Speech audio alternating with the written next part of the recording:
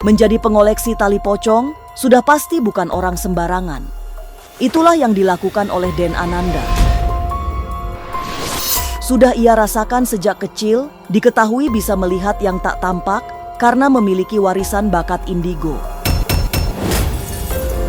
Setelah beranjak besar, semakin komplit kemampuannya berhubungan dengan dunia gaib, termasuk mengoleksi tali pocong yang tidak biasa. Benar, tali pocong yang disimpan sebagai jimat memiliki panjang yang tidak biasa.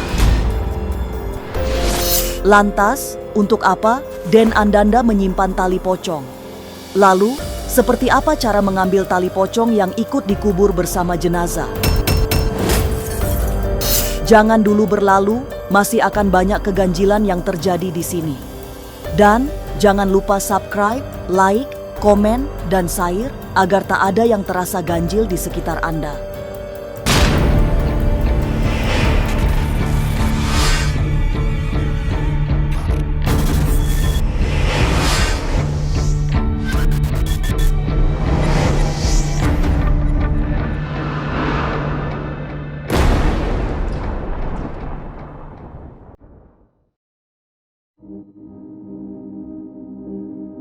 Tali pocong merupakan barang astral yang bukan barang lumrah untuk dikoleksi.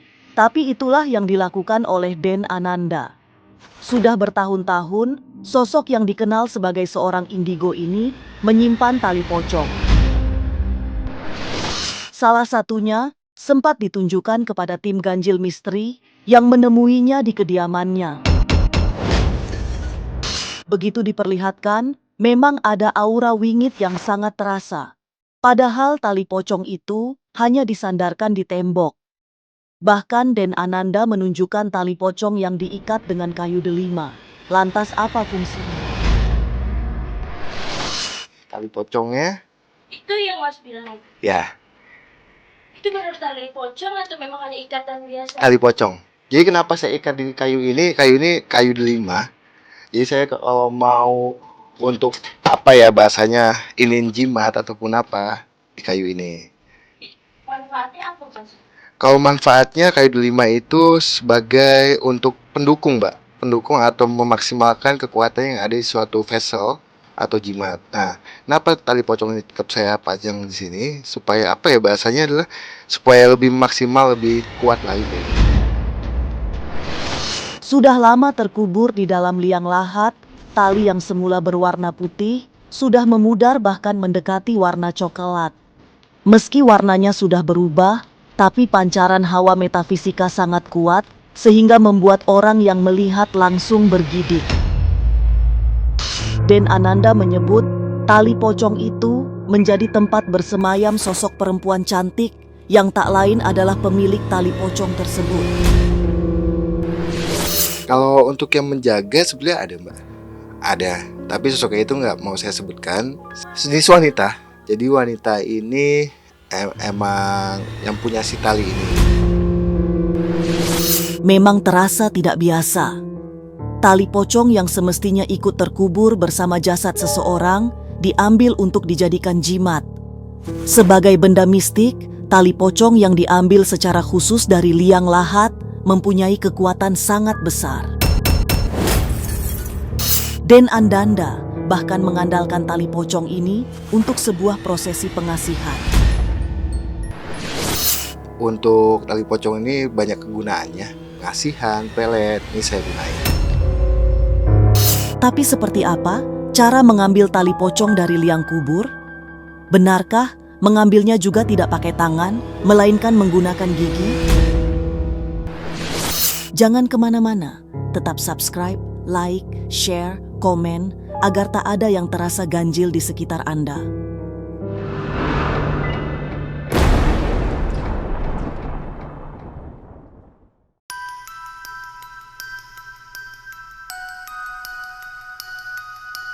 Bagi orang yang sudah meninggal, tali pocong adalah sesobek kain kafan yang ikut menemaninya di alam kubur. Tali tersebut juga harus dilepas dari badan jenazah agar tidak berbahaya.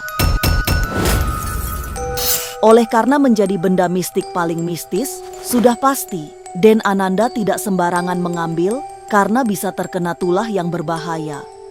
Lalu, bagaimana agar pemilik tali pocong tersebut tidak marah?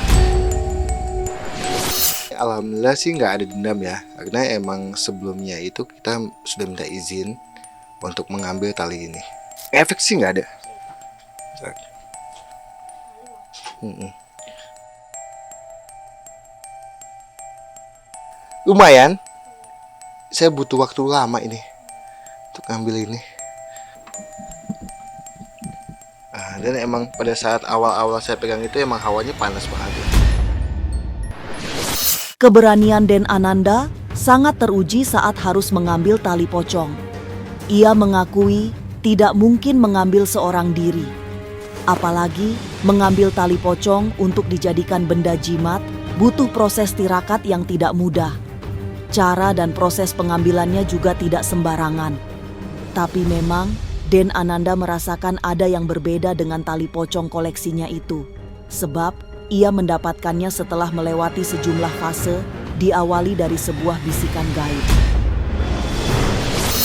Saya nggak tahu kenapa, ini beda banget. Beda dengan tali-tali pocong yang kayak biasanya lah ya.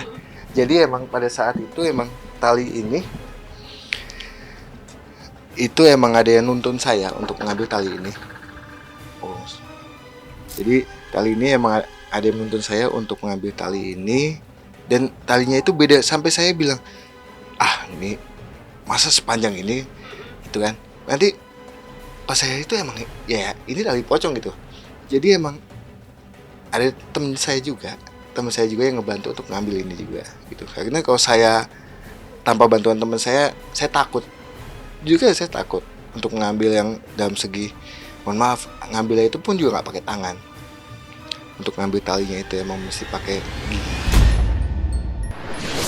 Tidak bisa dipungkiri, tali pocong memang identik dengan hal negatif. Dan Den Ananda menyadari hal ini, tetapi menurut Den Ananda koleksi yang ia punya untuk pengobatan bukan untuk hal-hal negatif. Emang kalau dibilang black magic, ya ada hubungan sama black magic gitu. Tapi emang sejauh ini ada manfaatnya sih buat saya. Memiliki koleksi tali pocong membuat Den Ananda menjadi sosok yang berbeda. Karakternya sebagai seorang indigo semakin terasa setelah mempunyai tali pocong. Lantas, mengapa tali pocong itu harus dipisahkan dari benda-benda pusaka lain? Benarkah energi tali pocong bisa berbenturan dengan pusaka lain? Jangan kemana-mana, tetap subscribe, like, share, komen, agar tak ada yang terasa ganjil di sekitar Anda.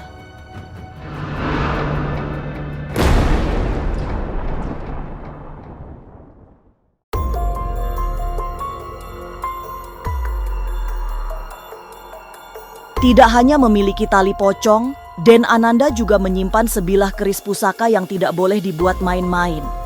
Keris tua yang bahkan sudah sulit dicabut dari tempatnya itu pernah dimiliki oleh seorang paranormal. Kini dirawat Den Ananda karena keturunan sang spiritual tidak kuat merawatnya. Yang punya itu salah satu dukun di wilayah Depok. Jadi ini saya pegang soalnya anaknya itu nggak kuat, Mbak. Nggak kuat megang ini, suka sakit-sakitan, dan banyak hal yang seginya dibilang negatif. Jadi ini saya bawa, saya open lah. Kalau untuk jinnya itu lebih ke sosok laki-laki dengan pakaian pangsi, emang dia buat selamatan. Ini emang udah saya nggak buka-buka sih, udah lama banget. Emang mesti dijamas sih ini. Dia bukan golok sih, lebih ke keris dia. Enggak, pusaka saya alhamdulillah sejauh ini nggak ada yang namanya minta makan, minta sajen gitu, enggak. Tapi emang saya ataupun ibu saya suka ngedupain.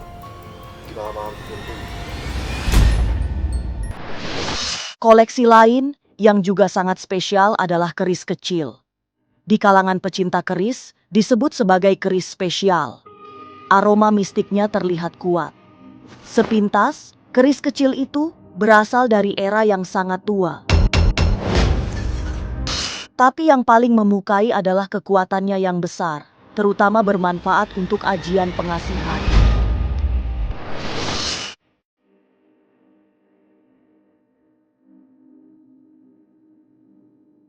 Jadi ini emang buat pengasihan. Buat pengasihan, buat pengobatan. Kalau yang ini. Ini udah lama sih. Ini yang spesial itu ya. Spesial.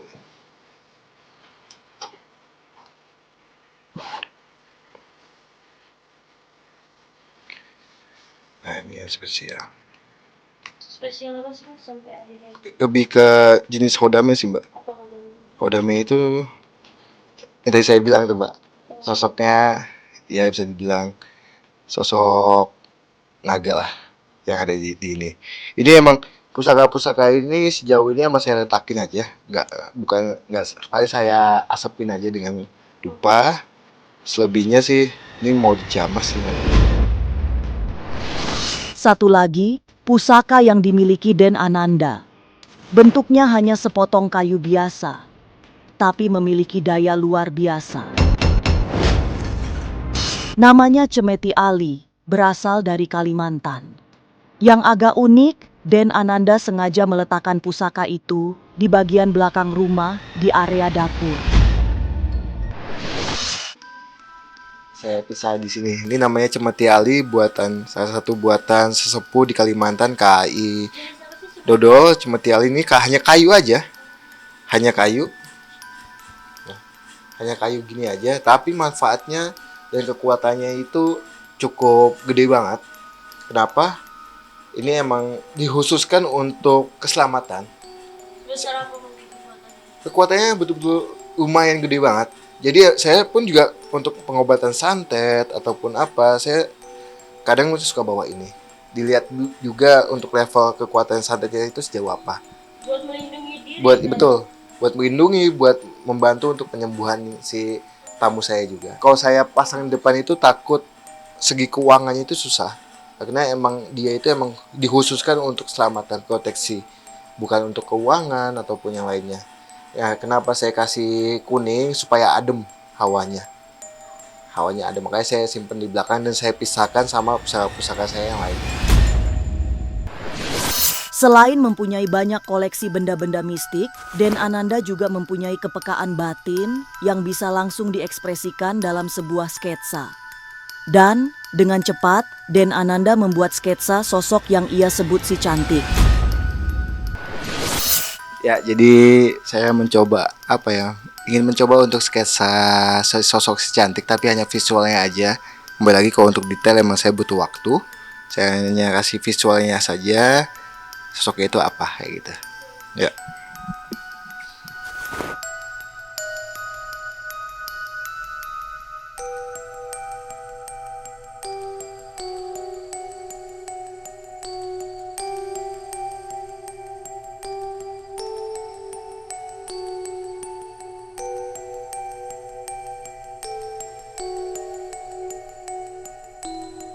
Kalau sketsa itu memang butuh energi yang lumayan keambil.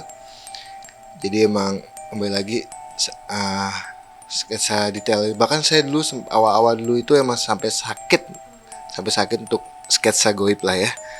Nah, untuk visualnya si sosok si cantik ini seperti ini. Visualnya seperti ini. Jadi saya untuk ya, saya bilang kenapa saya bilang cantik, emang ada mahkotanya.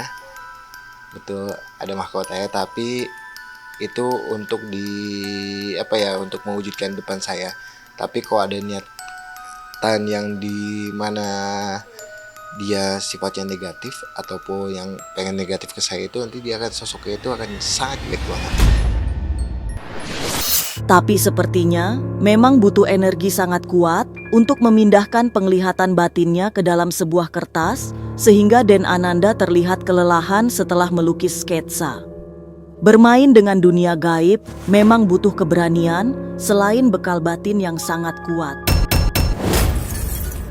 Apalagi koleksi mistik yang dimiliki Den Ananda terasa tidak biasa, sehingga diperlukan mental tebal agar terhindar dari mara bahaya yang ditimbulkan koleksinya. Inilah ganjil yang akan menguak berbagai misteri di alam nyata dan tak kasat mata. Tapi sebelumnya, jangan lupa subscribe, like, share, dan komen agar tak ada yang terasa ganjil di sekitar Anda.